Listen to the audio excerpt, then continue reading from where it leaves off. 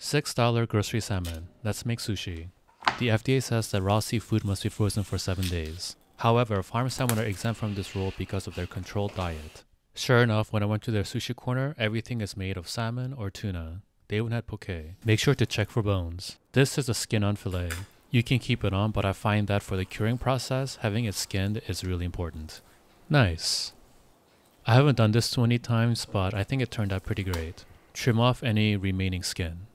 Remove the dark meat too. It can be fishy. It can be removed later on too.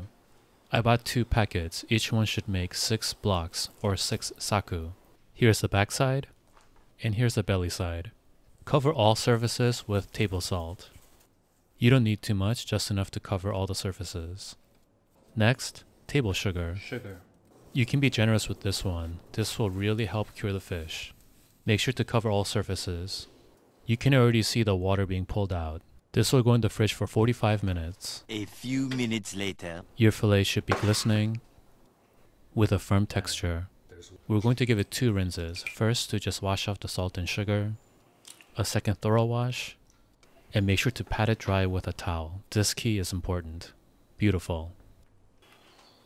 Each block can be wrapped in unbleached paper towel and frozen in an airtight bag for up to 1 month. I'll be sure to revisit this. The 2 fillets made enough for 12 full meals. That's less than $1 per serving. I saved 1 loin and 1 belly side. Let's go ahead and slice this up. Let's trim it into a saku block. And yes, they both mean block. I'm going to slice this one thin. Nice. I don't have any shiso leaf, so let's use some lemon slices. 2 rosettes, and with a little bit of wasabi. Beautiful. Let's have a taste. Salmon feast. No fishiness at all. Plain on its own.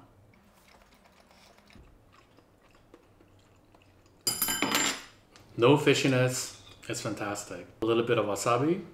I'm gonna do it the proper way. I'm not gonna mix the soy sauce with the wasabi. Salmon is buttery and smooth, and the curing process, I think with the vinegar, it makes it a little bit too complicated where you have to shave away.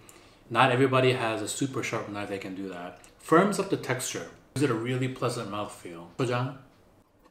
Salmon sashimi, that's really difficult for me to pick between the 2. Alright, the belly. Wow. I also sliced it very thin.